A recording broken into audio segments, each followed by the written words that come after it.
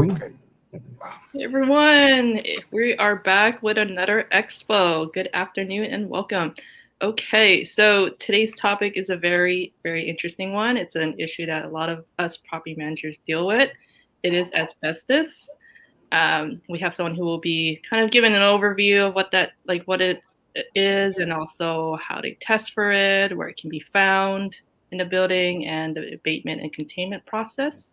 We have the usual gang here today, minus two people. So we have Brian. Brian, do you want to introduce yourself? Good afternoon. Brian Garcia, Restoration Management Company, full service disaster recovery. No job is too small, though. When people think about disaster, they always think big jobs. We do little jobs, too. So don't forget, we're here to help you out 24 hours a day, 7 days a week. Okay, and we have Mark. Hi, everybody. Mark Owens with Reliant Construction Management. We are a construction management firm in services the entire Bay Area. We help our clients, HOAs, and property owners, along with property management firms that engage us, to small to large projects, from reconstruction work from resulting from defect litigation to capital improvements, roofs, building envelopes. Also catastrophic losses, large and small. So we oftentimes partner with RMC with those to mitigate fires, water losses, what have you. And then also to work with folks to develop scopes and then implement repairs, including beginning to end. And I'm glad to be here. Yes, okay, thank you. And I'm Annetta. I'm with BanCal. I'm one of the community association managers. I've been with the company for about 3 years now. We manage HOAs and also rental communities in San Francisco. And we have a special guest here today. We have Tony Rubio from Restoration Management, aka Brian's coworker or boss. Tony's our branch manager for the corporate manager. office in Hayward. Okay, yes. That is correct. Yes, Tony Rubio. I manage our corporate office, which is located in Hayward, California. You have to say the state because we are an out-of-state company. And been with the company, going on 23 years. Been branch managing here for about 13 years. Along the way, made great relationships with a lot of property managers. Mark, we go way back. Love the company and love the industry, and don't plan to go anywhere anytime soon.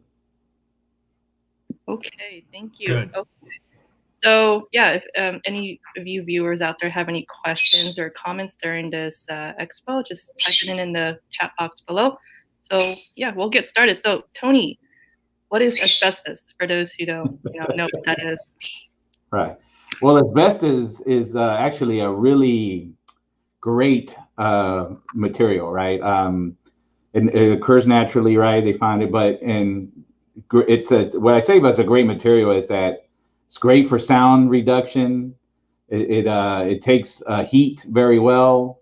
It's very durable, right? The only problem is that they discovered along the way that it could really affect people's health, right? Especially if you're breathing it in and it gets into your lungs. It causes that scarring and leads to, I think we've all seen them, mesothelioma, those type of diseases in the lungs, right? So along the way, it needed to be controlled. Okay, people needed to find out if it was there. Now it's pretty much governed. In our area, we have Bay Area Air Quality that needs to know, as well as OSHA needs to know that you're removing it. Okay, whenever you're working in it, right? So it's very common in older buildings. Okay, or more common in older buildings, right? It's hard to put a direct date on it, right? They stopped using it in the 70s, but things sit in warehouses and all that, and really you never know when you could do it. But where it comes more into focus is in older buildings, right? And also taking into account what you have to do with it, right? Talking about restoration and how it plays with us is we deal a lot with water damages. Fire could also be something where asbestos could come into play. But when water affects a building, right, things could either be dried out or in place, or you're going to have to do removal, right? So when you have to do major removal, right, and you are dealing in an older building, right, like let's say for sure, you're in the 70s, then you should get testing going, right? and that testing should happen by a third-party hygienist, a separate company that comes in and pulls samples depending on what you're going to have to do. If you're removing drywall or wall, right? It could be plaster, it could be drywall. They like to pull samples on the drywall that contains the texture, that contains the tape joint compound, and the drywall itself. And it could be found in all three, but the most common one you find it even now is in the tape joint compound. Okay, because that's what they used to use. That's to keep the sheets together. They would put that compound on there, then put the tape joint on there, and it just would last forever. It's it would. So those are the ones they take to sample. Not as common in the actual drywall, though it's been found in drywall, but not you. It's very. Now the same joint compound they use could be used as a texture. Okay, because where it gets a little complicated with asbestos is it hazardous or non-hazardous, right? So again, something gets wet, our recommendation is, hey, we're gonna have to remove it. It got that wet. We have insulation behind the wall. We got to get to the insulation, so we have to remove it, right? The first thing you need to find out is it hazardous or not hazardous. Okay, an example of not hazardous is if it's just in the tape joint compound, so it's behind certain layers, right? So it's not going to get airborne as easy. That's the main thing with hazardous and how easily it could get airborne. Okay, an example of a hazardous material that you need to be more leery on or careful with is like acoustic ceiling, right? The popcorn ceilings. Okay, that easily could get airborne. Okay, something friable like that that you could crush with your fingers and get in the air is you got to pay a lot more attention to. Okay, whether hazardous or non-hazardous, they all go through the same setup. Okay, if you're going to do asbestos, you're not doing really any extra, whether if it's hazardous or non-hazardous, right? It's more the hazardous and non-hazardous comes into play with disposal. Okay, and then really with letting certain departments know that you're doing it. Okay, we always, whether it's hazardous or non-hazardous, as a company, we have to report it to OSHA that we're doing this work for the safety of the workers, right? That's where OSHA comes in. Okay, if we are dealing with hazardous, then we have to notify Bay Area Air Quality, okay, that we're doing it, right? Not only do we notify them, we have to pay a fee to do the work, all right? So it's great business on their end, right? But more than anything, it's because now it has attracted attention, and Bay Area Air Quality is in charge of making sure companies like us are doing it correctly, okay? And really, in reality, that protects everybody, okay? It protects us as a company that they go by and check that we have the proper containment set up, that we have the proper method, that we're using the proper methods of removal, okay? That they're tracking the debris is very important, okay? That's where the hazardous manifests come in that show where the debris came from, who owns the debris, and then a company like us never owns the debris. The owner of the debris is the owner of the building, okay, or of a house, okay?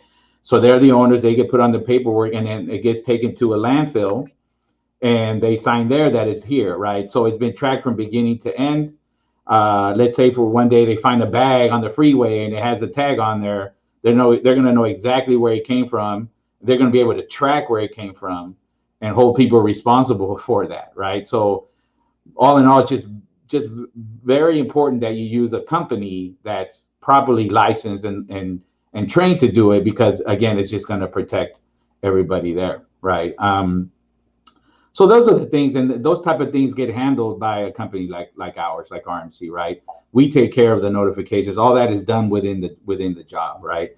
And the whole purpose of that is the removal and all that is to get to the point where we could say a building is dry, okay? So a lot of information, right? You could go a lot of ways with it, right? So more than anything, it's basically answering questions that you may have within your buildings or something that is situations that could come up. Okay. Yeah, I have a question. Okay. So is asbestos removal the same thing as asbestos abatement, or they're just two different? Yes.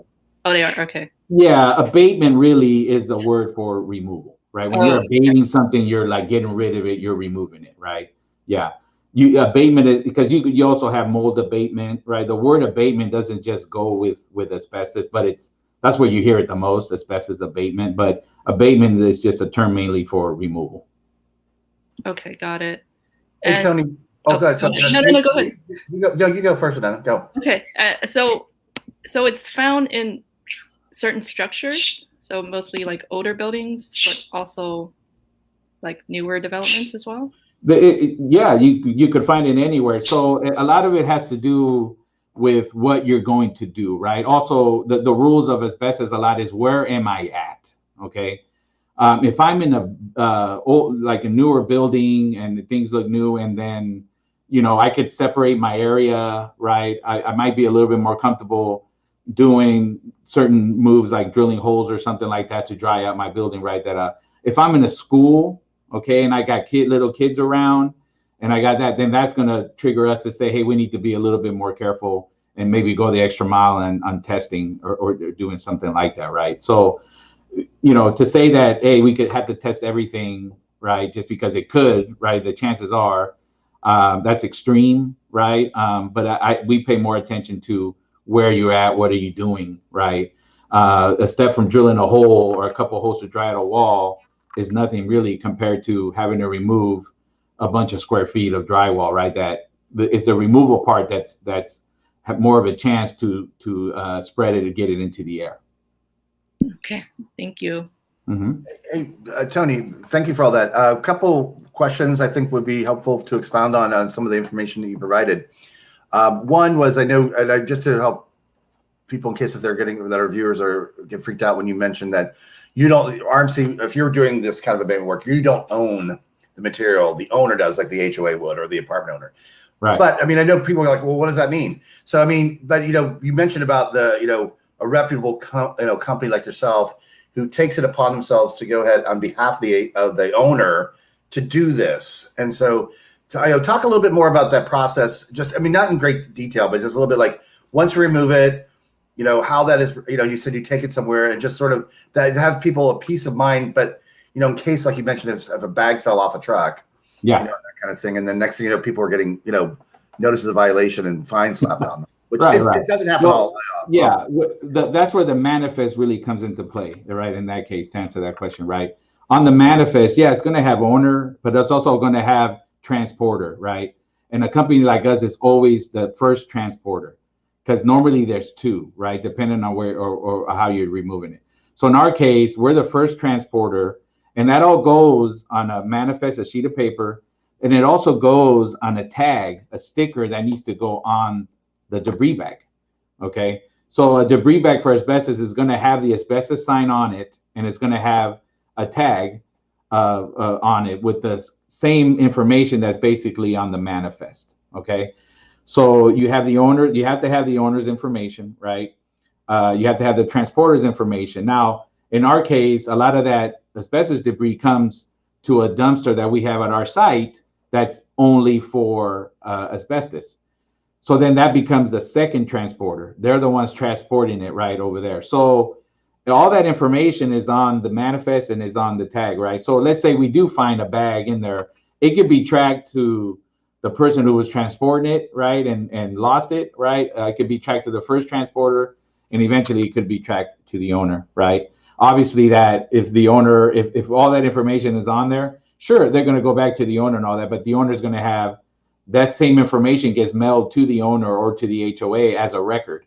The manifest has it's like a 3-copy or 4-copy that each step copy gets taken off, and eventually those things end up at an owner's home or something where they have a record of it. That way, should it come back to them, they could show, hey, look, no, this is what we did. This is what, how we did it, who transported it, and things can be tracked. So it's just a tracking system, basically. The manifest is to keep everybody in line, basically, right? Well, yeah, I mean, that's what I mean. It's like a peace of mind from the owner / property manager that's engaging you folks. So everybody goes, wow, we have RMC on it. We have peace of mind knowing that this is going to be done well to the end, and we'll be all wrapped up once this is wrapped up. Yeah. Speaking of the process, you talked a little bit about, what's done, but, a lot of folks are wondering, well, if something has to happen, there was a, water intrusion issue, and part of the drying process requires the I almost said lead abatement. Wow, didn't mean to bring that into this. Sorry, folks. Asbestos abatement. is talk about what that is. Setting up containment. Equipment that's being used. Whether situations where people can live, or maybe some examples where folks may have to consider relocating. I mean, that's always the thing we don't want if you can avoid it. But I think that'd be nice, to kind of provide a little overview on. Sure. Yeah. So now we're talking about actually doing the work, right? So whenever you do abatement work, you have to set up what's called critical barriers. Okay. So critical barriers is you're sealing off anything that could let air out or let air in. Okay. So windows, certain doorways, right? And then that all goes towards setting up a containment, completing your containment. So containment is you're separating a work area from a non-affected area. All right. So when we say, hey, we got to contain our area, basically is our work area. Okay. So that containment comes into play. It just depends on where we're having to contain, right? So if we're in a home and it's a living room and it's a corner of a living room, it doesn't affect their kitchen. It doesn't affect their bathroom, their bedroom. We're going to contain that area. Part of the containment is to control our air, and machines come into play to control our air. Negative air machines or air scrubbers. It's the same machine. It just changes names depending on how you use it. Okay. Air scrubbers are more common in mold jobs because you need to put them in the middle of your containment to scrub or filter the air. Negative air machines are more common in abatement jobs, asbestos jobs, because you need to create negative pressure or suction. Okay. So whenever you're removing an asbestos, you create that suction. So as we're cleaning up and we're trying to keep it as clean as possible, there is going to be fibers that gets into the air, where if you have proper negative pressure, those fibers get in the air and go directly towards the machine. And this machine is sucking out from the containment and more than likely being pushed out of a window or a doorway to the exterior. Okay, not to a hallway where someone could be walking, but it has to go to the exterior. And those are all methods that keep the contained area clean. Okay, so in theory, you could say that I could still live here while my bedroom's being worked in because my containment is up, my air controls are all in place, and what's key is our decon room, right? The decon room is a room where the technicians are going in, changing into their suits to go work. They go back into that decon to get out of their work clothes, their Tyvek suits, and come out wearing clean clothes, right? So those are all measures to stop or lessen cross-contamination, right? Cross-contamination would be if our air were to get loose or something out of our containment and into the unaffected area, then you're cross-contaminating, right? But the use of the containments, your decons, your machines, your critical barriers, all that goes into keeping the area as clean as possible. And it is possible for someone to live in the unit while you're doing that. If you're doing a bathroom and that's your only bathroom, then yeah, there's definitely no in and outs. They could be exposed to something, right? In and outs are not allowed until you have an air clearance saying that the air inside the containment is down to levels that's acceptable. Okay, and those are done by the same companies that go and do the testing. Oh, I was wondering if you could just kind of go into more info and like, or in depth about like, I guess like what materials have or contain asbestos, like, like the ceiling, where else? Like where can we, like tiles, or what are some commonly? So asbestos is more common like in buildings like yours, right? The walls, right? Walls usually in older buildings should get checked. Plaster walls, is not as common to find it in plaster. Drywall, gypsum, that kind of stuff, it is more common, and not so much in the drywall, but what's used to keep that together, like we talked about the joint compound. What's very common, especially in schools, it was very popular for them to use the 9-inch tile, right? That 9-inch vinyl tile. The tile itself maybe could contain it, but what's more common to contain it is the mastic, the glue that's used to keep it down. Okay, but the 9-inch tile mastic is a material that's considered non-hazardous. In other words, I can never get that mastic and shred it with my finger, right? So those removals do have to be done still under containment and all that, but they're not considered hazardous, right? You could remove a whole bunch of square footage of that and not have to notify Bay Area Air Quality, not have to do any of that unless you use a mechanical means to remove it. Okay. If I remove it by hand and mastic, which is basically mastic removers like with soy in it or something, and we use a scrubber by hand, then I'm just loosening it up and I'm picking it up with rags, and then we're putting it, making it part of our debris. But if I have a 10,000 square foot warehouse that was full of 9-inch tiles and mastic, I may want to use a buffer, okay, kind of like what they use to shine floors. Well, you put a different scrub pad on that. It serves the same method you're using with your hand.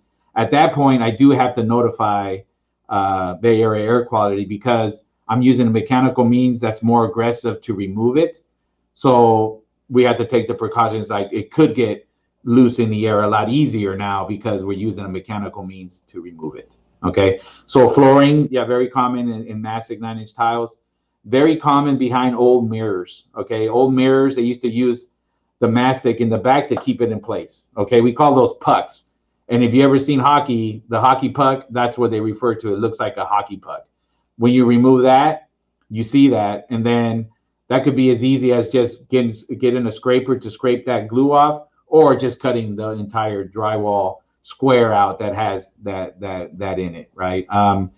It's been known to you can find it in concrete. They put it in there to mix it. So you know, those I don't even remember if I've ever been in a job where we had to remove concrete, right? But if you talk about actual demolition companies, when they tear down exterior of high rises and all that, they have to check all that kind of stuff to remove it. So just be aware, if you have a disco mirrored house, get it checked. Yeah. Yeah. Tony, and very common in older buildings in piping. The TSI is another one that comes into play with these old furnaces and that kind of stuff. The wrapping on those pipes to keep it hot, not only around the piping, but also around these humongous furnaces themselves, is very common to have asbestos in it, right? Because again, it's a great material, right? It would stand the heat, wouldn't fall apart, and it would hold heat in, right? A very good insulator, right? When it came to that. So we do a lot of work at the Oakland School District, and their schools are they're very old schools, and very common to find the TSI insulation around their piping. And those, you know, just have to be, that'd be a good example of a glove method removal, just to talk real quick about removals, right? Drywall, we could just, you know, once you're in containment, you just basically go hammering it out, right? Again, keeping in mind, you want to keep it as clean as possible. But small removals under piping could be done with what's called a glove bag, where it's a bag, you hang it up, you put your hands within these gloves in there, and you're able to work, and your bag is basically your containment. You take it off, it falls into the bag, you take it, you seal it up, and you could get rid of it that way as well. So, but yeah, that's what your most common places you could find it. And then, go, Brian. I was going to say, you know, a lot of, in our area, Bay Area, we have a significant amount of 100-year-old plus buildings around here. And a lot of them do have the old heating systems, the old boiler systems, and the central water heating systems for apartment buildings. And a lot of those will, as Tony was saying, have a lot of those old insulated pipes inside there. Which we run into quite frequently. Mark, I think you probably run into those pretty frequently also. Yeah, on some of the buildings you're working on. Go ahead, Mark. You had your question, and then I have another question. It wasn't a question. It was more just tagging on what you just said. So it was a great segue. It was more like because Tony was giving the list of typical materials you could find. Also, plaster. Mm-hmm. Yeah. You know, and then I mean, again, those are the older buildings, and most of the time with the plaster buildings, when I'm doing or my team are doing any work on that as far as a rebuild, we often can go back with sheetrock instead of going back with plaster, because plaster is really hard to come by these days. It's kind of a lost art, but that removal, you have to go. It was very common used in the plaster itself. So because of the insulation value, you know. Yeah. Right. Yeah.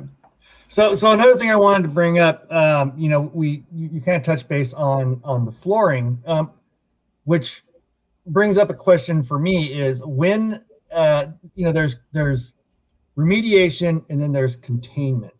When is containment appropriate? Containment, in regards to asbestos, it should always be done. Really, you should always set up some kind of containment. The other very important thing that I hadn't mentioned as far as what asbestos comes is the certified personnel that has to do it. Right. No one could do asbestos without the proper certification. Right. To be certified, you have to be either an asbestos worker or asbestos supervisor. Okay. An asbestos supervisor class is a 5-day class. Okay. An asbestos worker class is a 4-day class. Right. And basically the difference between, both, right, is not just that it's less days, but every job calls for a supervisor, right, on it that you do. When you're going through all the method of notifying or OSHA and all that, there has to be that responsible person at the job site, which has to be an asbestos supervisor. Okay. The rest of the people could be asbestos workers, okay, as long as you have that supervisor. But when you're doing removal and all that, a containment can be as simple as a plastic on the floor, right, in case something falls, right. Full-blown containments, if I have to open up a 1-by-1 area for a plumber for him to fix something, I don't necessarily have to go into a full-blown containment, right. I know that I want to move things out of the way. I know that if something falls, I want it to be captured in a plastic area where it's not going to land on a piece of carpet or something where it could affect that, right?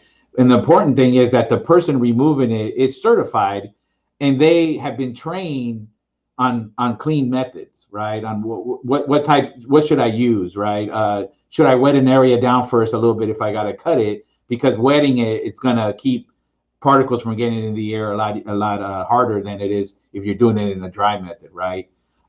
Should I set up full-blown containment depending on where I'm at? If I see little kids crawling around, I'm telling you the approach is going to be way different, right? But a containment all the time should come into play on doing that, right? And you can never go wrong by saying, hey, I just want to contain the whole thing, right? It's just now you're talking cost, now you're talking time, now you're talking all these other things. So a conversation is always good, right?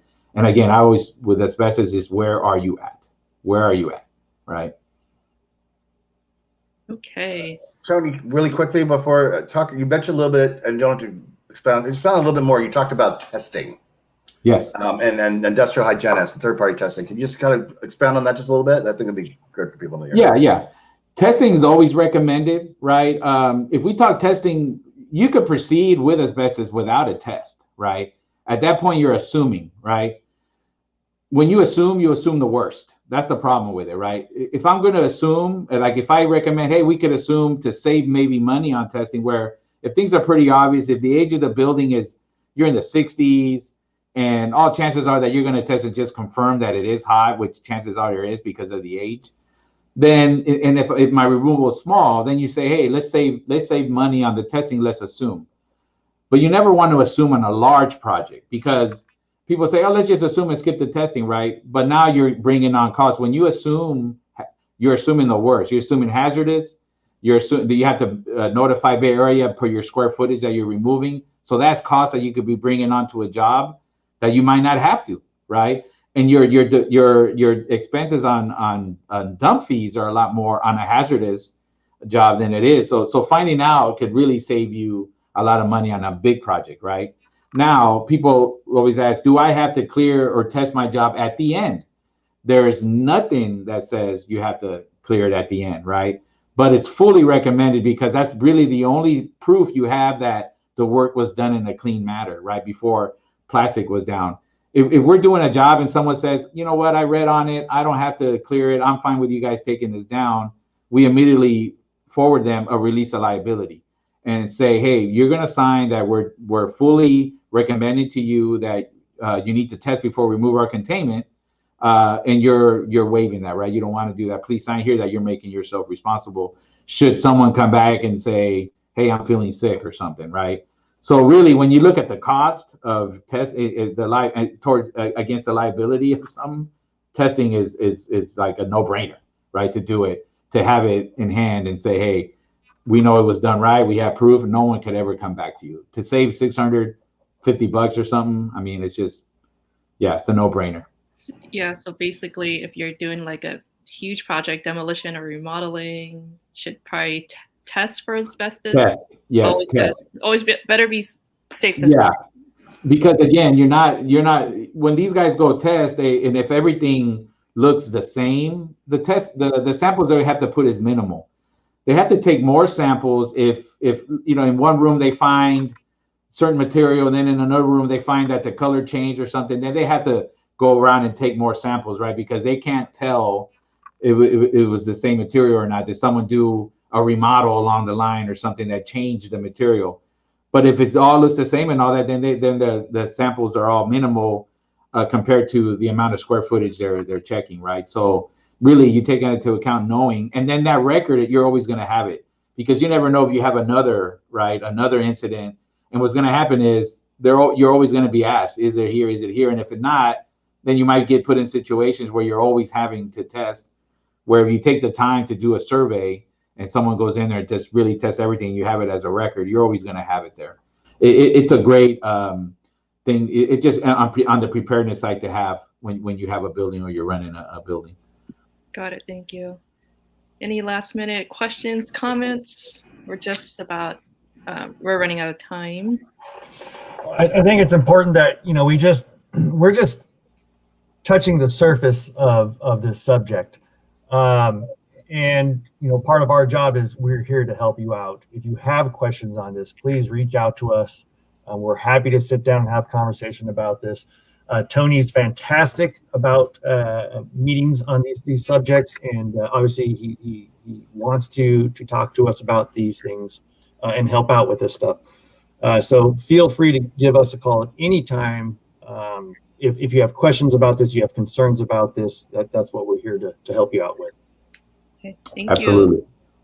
All right. So yes, thank you everyone. We're just running out of time, and thank you, Tony, for this helpful information. It's really, really helpful, really useful. Yes, thank you, Tony. Yeah. You got it. And like Brian said, every circumstance is a little different. So best thing is get out there, look at it, and see what you're dealing with, right? That's always going to be the best approach. Safety first, always. Yes. Call RNC. Yeah, you said it. There you go. Okay. Well, Yeah. yes. So anyway, so thank you to everyone out there who's watching, and until next time. All right. Thank you. Thanks Bye, everybody. again. Thanks, Thank you. everybody.